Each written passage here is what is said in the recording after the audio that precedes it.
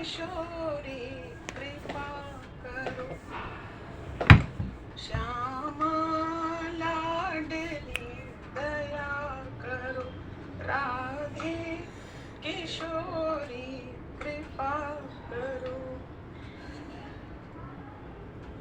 कृपा करो, कृपा करो, दया करो,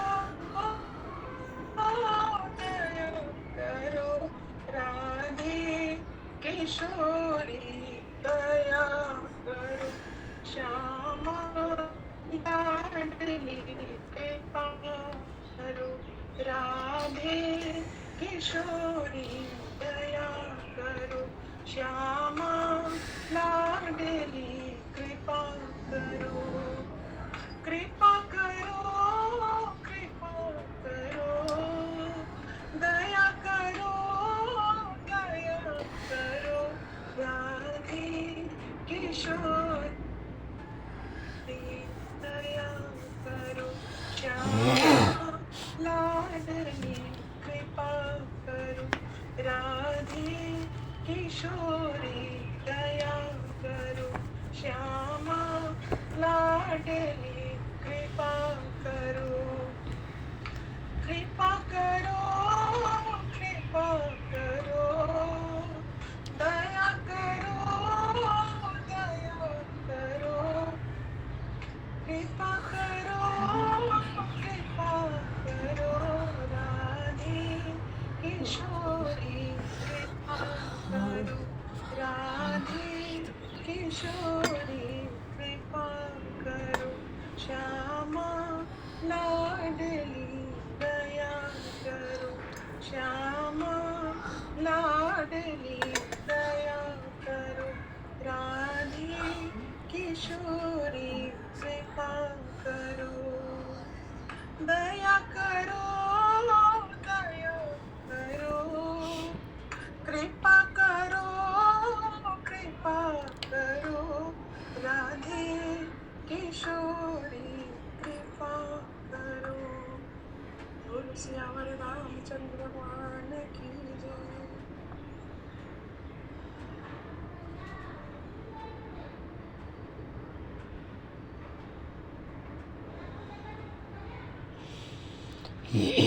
हरे शरण।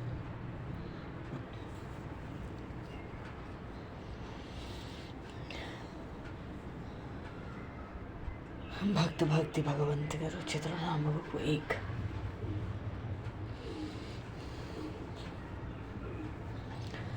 इनके पद बंधन किए नाश ही विलीन अनेक।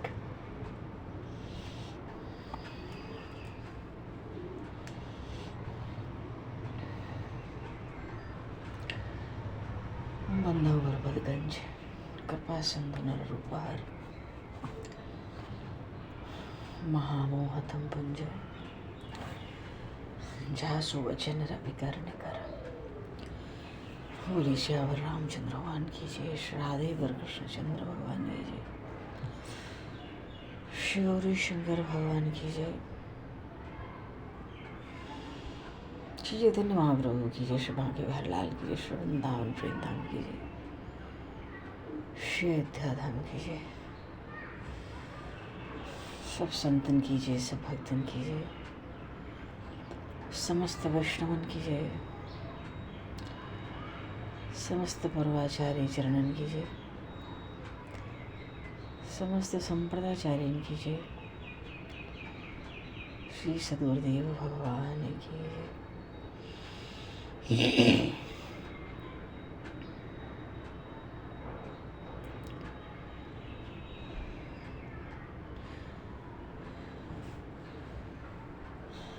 श्री सद्गुरुदेव भगवान की जय। गंगा मैया की जय, जमुना मैया की जय, सरजू मैया की जय, गौ माता की जय, तुलसी माता की जय, पृथ्वी माता की जय, काशी महारानी की जय। जय जय श्री सीताराम, जय जय श्री राधे श्याम। नमः पार्वती पते, हर हर महादेव।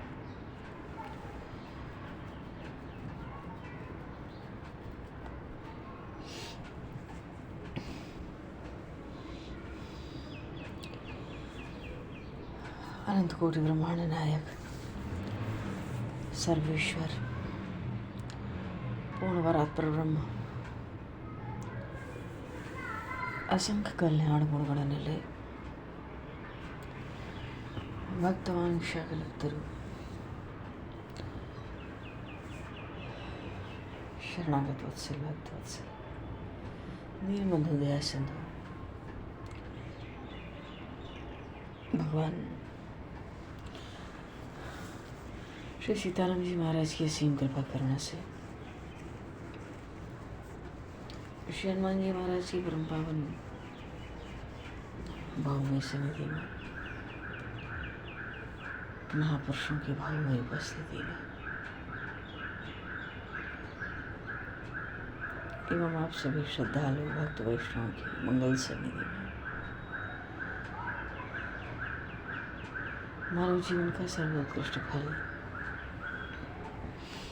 भगवत गुणगान भगवत स्मरण का आनंद हम सभी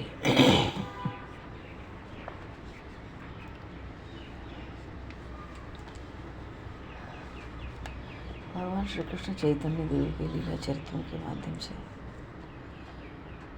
प्राप्त करने जा रहे हैं। सर्वप्रथम आप सभी भक्तजनों के श्री चरणों में भगवत भाव से सादर वंदन सादर नमन। आप सभी को यथा योग्य जय श्री राम जय जय श्री राधे हरि शरण जय श्री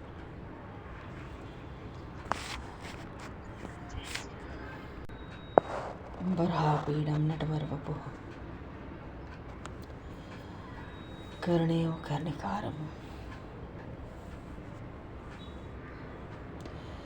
विभ्रदभासः कनककपिशम्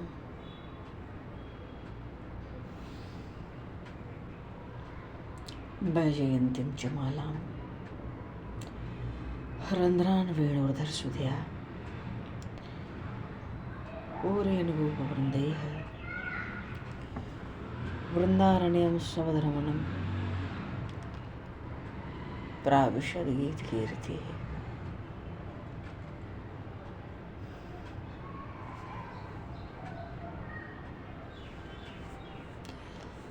बोलिए श्री नंदन श्याम सुंदर भगवान की जय।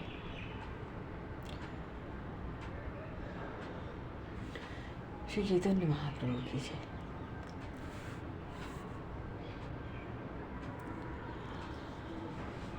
आज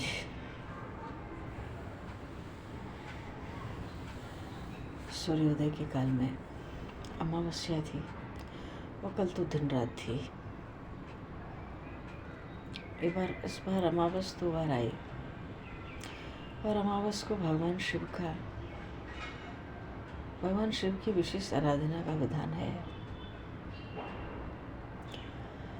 क्योंकि गोस्वामी जी तो कहते हैं को जांचिए शंभु तजी आन। भगवान शिव को छोड़कर किससे मांगा जाए। दीन दयाल भगत आरती हर सब प्रकार समर्थ भगवान। दिनों पे सहज दया करने वाले भक्तों की आर्त पुकार का हरण करने वाले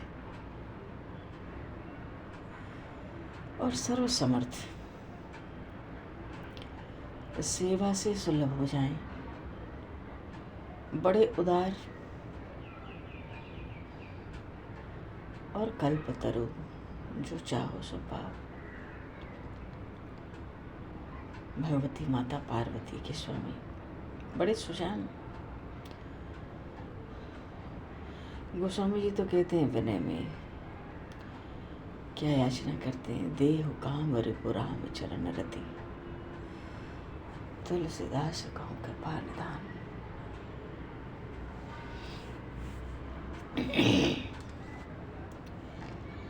वैसे भी महापुरुष कहते हैं जितना हो सके कम से कम बोलकर अपना काम चलाना चाहिए।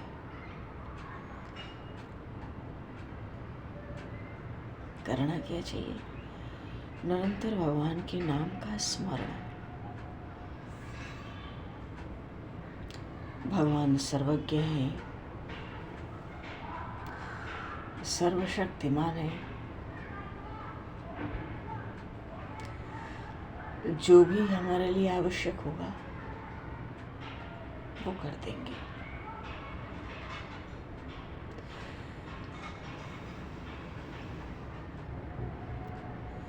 जितनी वृत्ति अंतर्मुखी होगी, भाव उतना प्रगाढ़ होता जाता है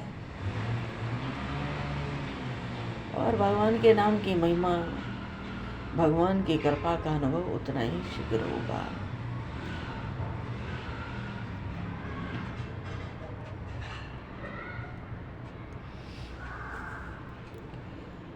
चाहे ध्यान न लगे, पर अपनी समझ में कुछ समय निकालकर सच्चे हृदय से पूरी चेष्टा करनी चाहिए कि मेरा मन भगवान में लग जाए।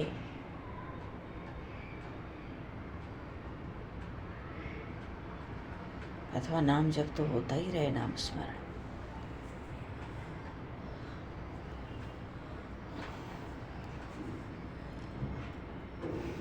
और गीता जी तो, श्रीमद् भगवद गीता तो कहते भाई केवल एक दिन में अलौकिक लाभ, एक दिन में जीव अलौकिक लाभ प्राप्त कर सकता है।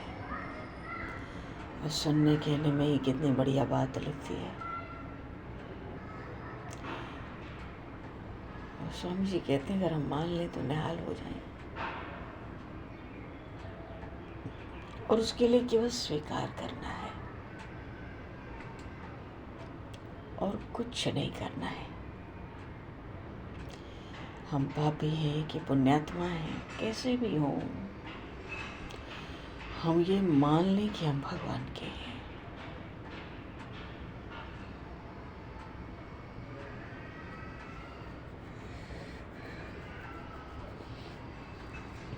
तो एक दिन में ही अलौकिक लाभ हो जाए।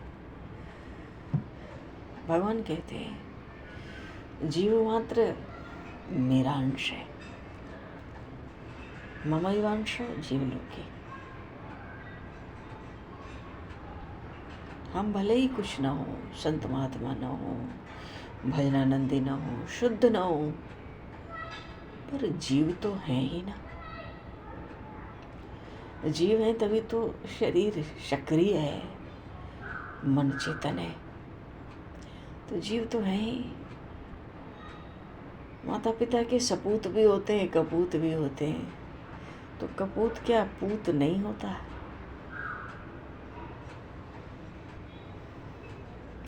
मलमूत्र से भरा बच्चा क्या माँ का बेटा नहीं होता?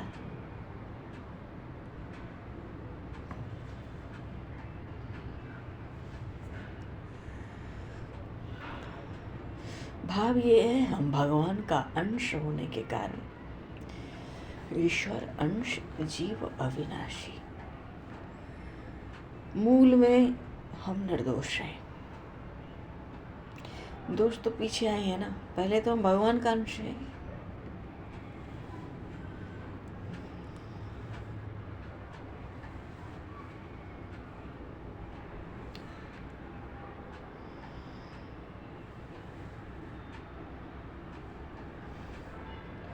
इसलिए महापुरुष बार बार आग्रह करते हैं कि आप दृढ़ता के साथ भगवान को अपना स्वीकार कर लो, इसका महान फल होगा।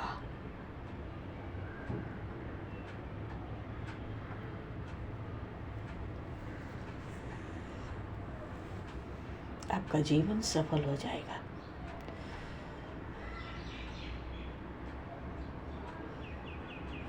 और चित्त भी प्रसन्न हो जाता है, फिर हमें भी प्रसन्नता होती है, आनंद होगा।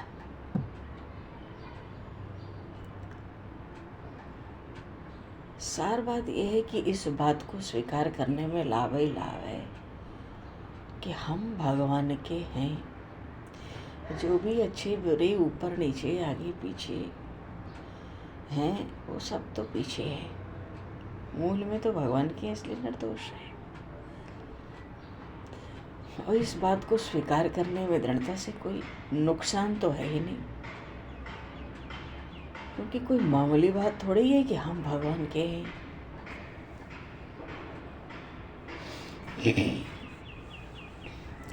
ये बात सब वेदों का सार है, श्रीमद् भगवद गीता का सार है, श्री रामचरित्रों का सार है। और हम ना माने इस बात को तो भी सच्ची बात तो यही रहेगी कि हम भगवान के हैं।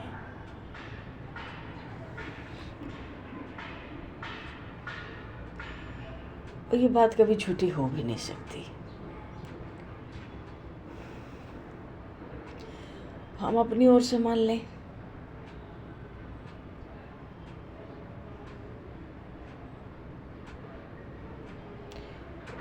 कुछ कमी रहेगी तो भगवान उसको पूरा कर देंगे, भगवान पूरा करेंगे, कमी को वो पूरा करेंगे। और एक बार स्वीकार करके पर हम उस बात को कदापि न छोड़ें, कभी नहीं, कि मैं भगवान का हूँ।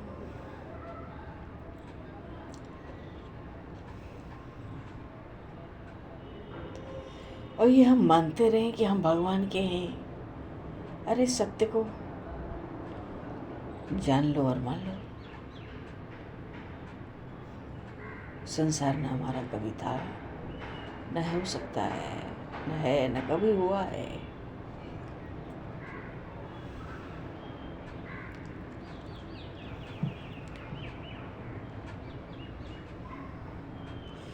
हम तो वहीं से आते हैं, वहीं जाते हैं।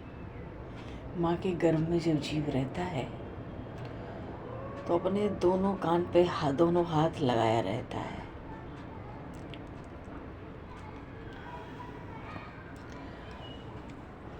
उसको अपने पूर्व जन्मों के कर्म याद आते हैं, संस्कार, उसकी वृत्तियाँ, वासना। बहुत घबराता है वो, कान पर हाथ लगाया रहता है,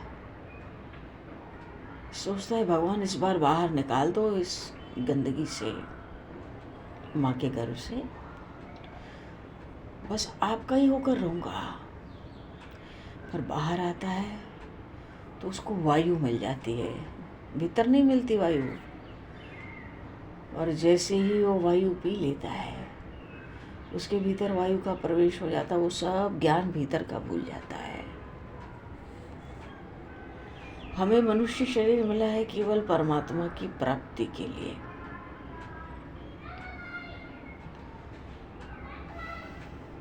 तो फिर इतने धर्म कर्म कर्तव्य क्यों पीछे लगे हैं? पूर्व जन्मों में हमारे ऊपर कुछ ऋण रहे हैं कुछ लोगों के, तो भगवत भाव से सबकी सेवा कर देनी है, उस ऋण से मुक्ति के लिए। घर में मालिक होकर नहीं रहना है, प्रभु का दिया हुआ कर्तव्य पूरा करने के लिए रहना है। घर की कोई वस्तु, कोई लोग हमारे नहीं हैं, सब भगवान के हैं। हमें तो सबकी सेवा करके उस ऋण से मुक्त हो जाना है। और कर्तव्य पालन में, धर्म पालन करते समय भी भगवान का निरंतर स्मरण करना है। और ये भाव रखना है कि हमने ना आज तक कुछ किया है, न कर रहे हैं, न कभी कर सकते हैं।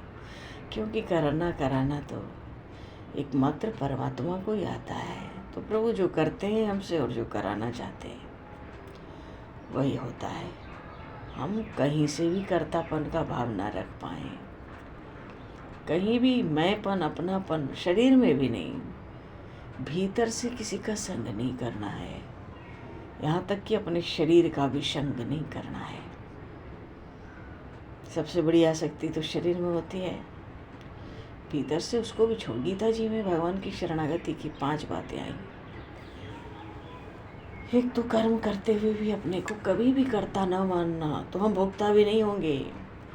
अपने को अकर्ता मानेंगे तो हम भगवान से योग करके योगी होंगे। किसी का संग नहीं करना, किसी से बैर नहीं करना। किसी का संग नहीं करने का अर्थ ये नहीं है कि शत्रुओं का संग नहीं करना। जो हमें नहीं पसंद करते हैं उनका संग न करें। उस किसी में हमारा शरीर भी आता है, घर परिवार, आस पड़ोस, नाते रिश्तेदार सब आते हैं। क्योंकि सब कुछ भगवान का है, उनका दिया है, उन्हीं को समर्पित करना है। मैं तो भगवान का हूँ, जितने समय जो सेवा मिली है वो करनी है, पर मूल में परमात्मा के प्रेम की प्राप्ति होनी है, जिसके लिए महापुरुष अनादिकाल से हमारे सब शास्त्र पुराण गाते आ रहे हैं। भगवान के नाम का स्मरण करो निरंतर। एक पल भी मुंह बंद हो तो हम कहें क्यों बंद है मुंह हमारा, हम नाम क्यों नहीं लेते।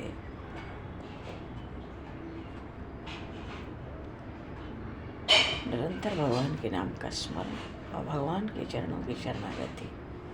मानो हमारे जीवन का सब भार प्रभु आपके चरणों में सौंप दिया, इस जीवन का सब भार तुम्हारे चरणों में,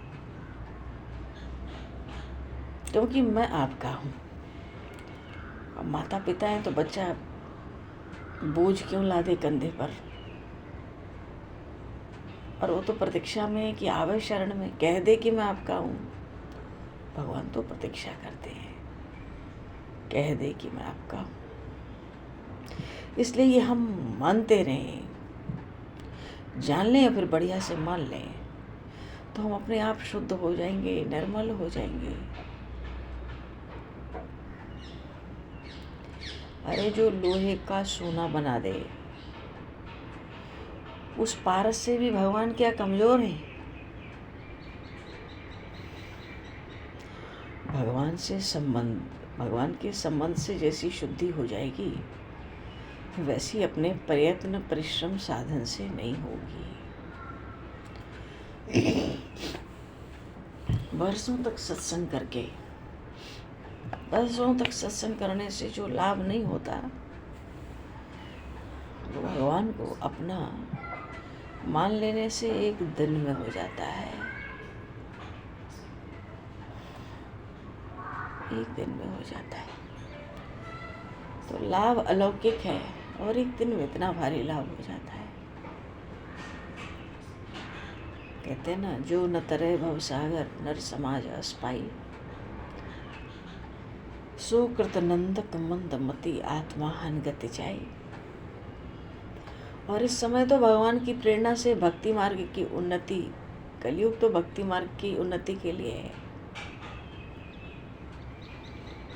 इस समय भक्ति मार्ग से बहुत जल्द उद्धार हो सकता है, मौका सदा नहीं रहता। भगवान का भक्त इच्छा कर ले तो अकेला ही हजारों मनुष्यों का उद्धार कर सकता है।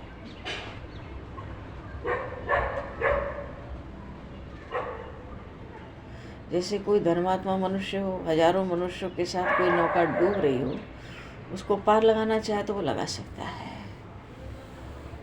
इसलिए कटिबद्ध होकर संकल्प पूर्वक विश्वास के साथ भक्ति के साधन में लग जाना चाहिए। ये सत्य है कि न हम में कोई ज्ञान है, न भक्ति है, न साधन है, न योग्यता है,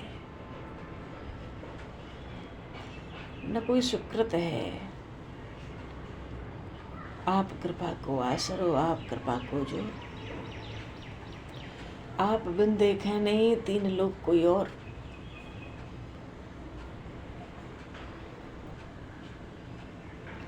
इसलिए महापुरुष कहते हैं सब समय अंत समय ही है। यदि अंत समय में भगवान को याद रखना चाहते हो तो हर समय याद रखो। भगवान ने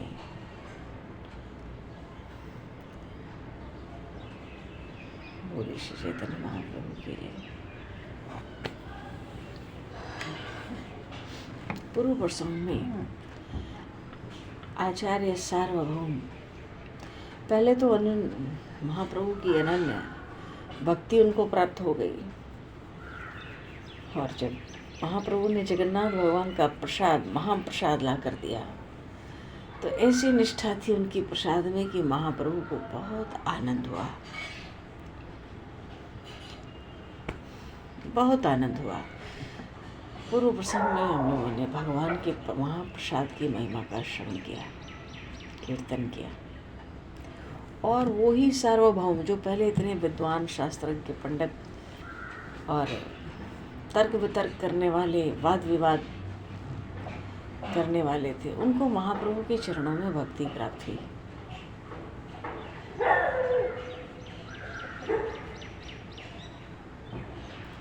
एक दिन सार्वभौम महाशय महाप्रभु श्री कृष्ण चैतन्य के उनका जो वास स्थान था, निवास, वहाँ पहुँचे प्रभु के दर्शनों के निमित्त। तब प्रभु ने बड़े प्रेम से बैठने को आसन दिया।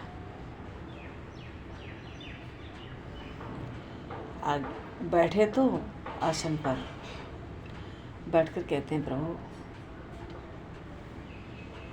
एक बात का स्मरण करके मुझे अपने ऊपर बड़ी भारी ग्लानि हो रही है।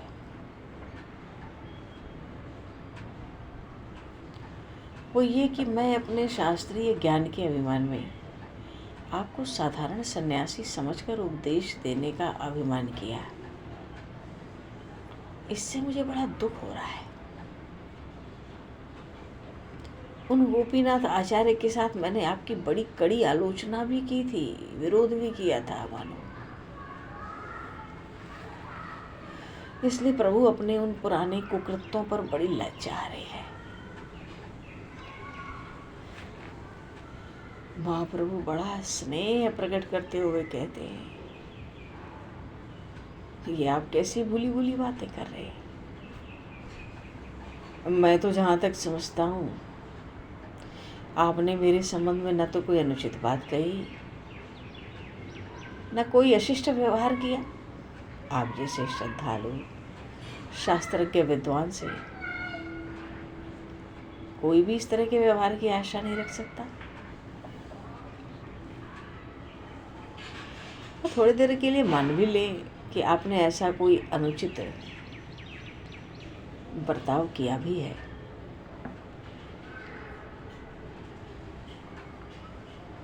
तो तभी तक था जब तक कि मेरा आपका प्रगाढ़ प्रेम संबंध नहीं हुआ था।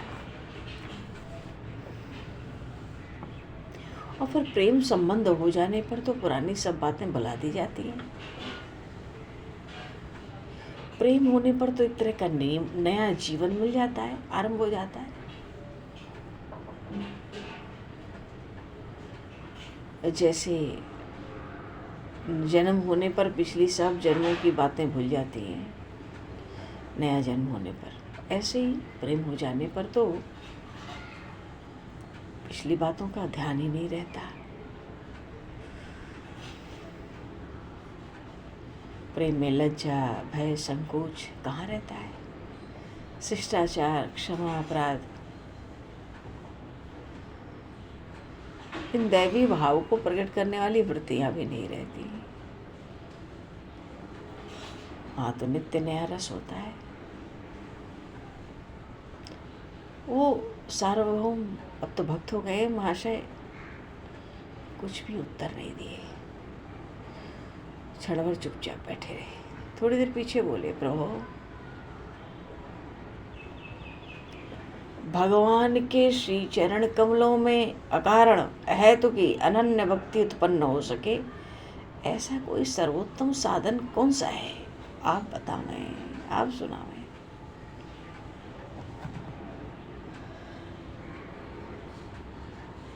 महाप्रभु ने कहा, देखो सबके लिए एक ही रोग में एक ही दवा नहीं होती, एक ही औषधि नहीं दी जाती।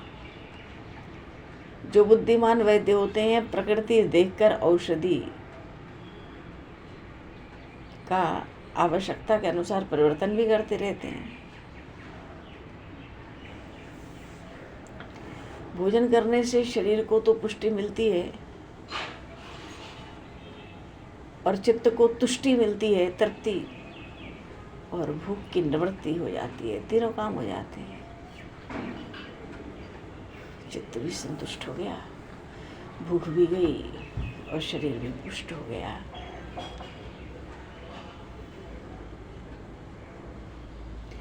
पर अब भाई ये तीनों बात हो जाए, पुष्टि भी हो जाए, संतुष्टि भी हो जाए, भूख की निवृत्ति भी हो जाए, तो सबको एक जैसा भोजन तो नहीं दिया जाता। जिसे जो अनुकूल पड़े उसी का सेवन करना उसके लिए लाभप्रद होता है। शास्त्रों में भगवान की प्राप्ति के अनेक साधन बताए गए हैं,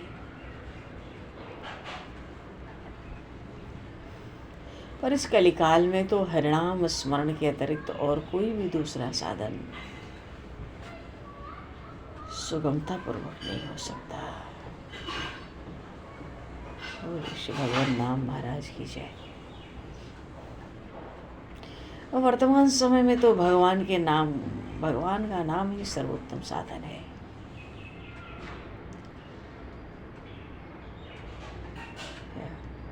तो सार्वभौम ने पूछा, प्रभु भगवान के नाम के स्मरण की प्रक्रिया क्या है?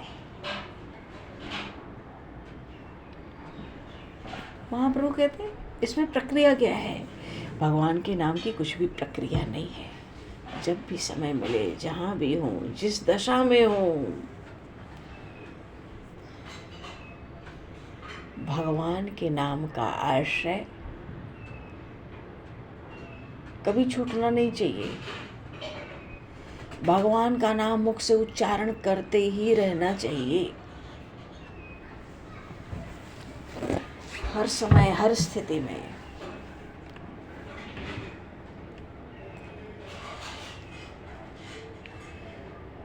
सामने वाले की सुननी तो सब चाहिए, पर बोलना कम चाहिए, जिससे भगवान का नाम चलता ही रहे हर समय भीतर। भगवान के नाम का नियत संख्या में जप करो। जो भी अपने को अत्यंत प्रिय हो, ऐसे भगवान के रूप का ध्यान करो। भगवान के नाम का संकीर्तन करो। भगवान के गुणों का गायन करो। भगवान की लीलाओं का तत्पर होकर कथन और श्रवण करो।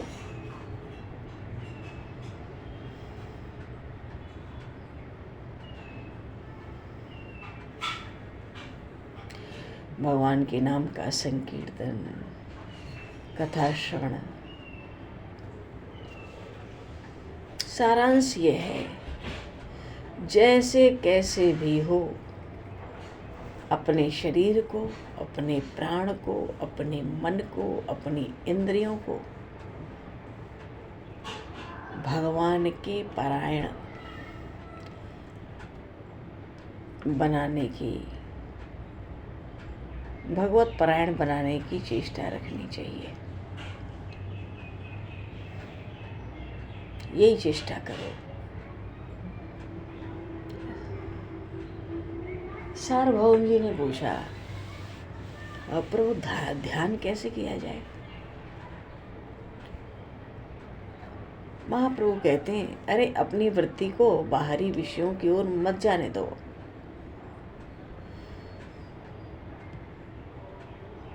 काम करते करते जब भी भगवान का रूप हमारी दृष्टि से ओझल हो जाए, तो आंखों की पुतलियों को ऊपर चढ़ाकर उन मनमोहिनी मूर्ति का ध्यान कर लेना चाहिए, बस।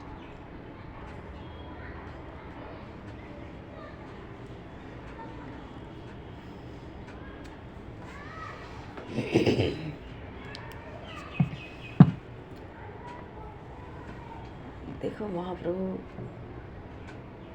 आचार्य सार्वभौम को भगवत नाम स्मरण की प्रक्रिया बताते हैं, ध्यान की प्रक्रिया सुनाते हैं। अधिक से अधिक आंख बंद रखो भीतर भीतर, क्योंकि जितनी आंख खुलेगी वृत्ति उतनी चंचल होगी। बाहर से भीतर लाना भी तो एक काम है। आवश्यकता जितनी हो बस उतनी।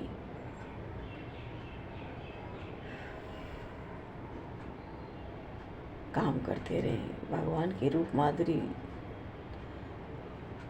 का चिंतन होता रहे। कभी न हो तो दृष्टि ऊपर चढ़ाकर भगवान का ध्यान कर लेना चाहिए। इस प्रकार मानो महाप्रभु श्री कृष्ण चैतन्य देव सार्वभौम आचार्य को भगवान नाम के संबंध में और भी बहुत सी बातें आपस में होती रही और अंत में जगदानंद और दामोदर पंडित को साथ लेकर सार्वभौम अपने घर चले गए।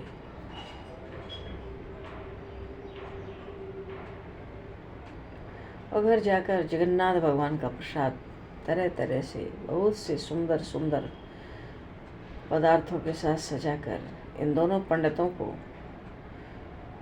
पंडितों के हाथों महाप्रभु के लिए भी भेजा।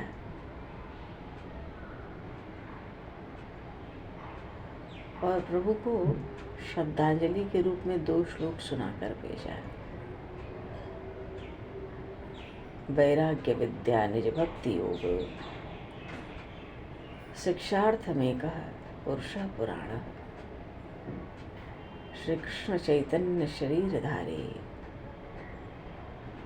कृपाम्बुधिर्यस्तस्महं प्रपद्ये। श्री कृष्ण चैतन्य शरीरधारी कृपाम्बुधिर्यस्तमहं प्रपद्ये।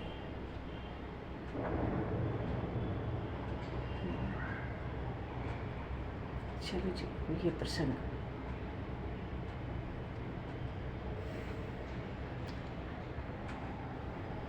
समय को दृष्टिगत करते हुए आगे आवाज समय को दृष्टिगत करते हुए यहीं पर वाणी को विराम और वाक्य पुष्पांजलि प्रभु के श्री चरणों में सादर समर्पित आप सभी को भी यथा योग्य। जय सिया राम, जय जय श्री राधे, हरे शरणम।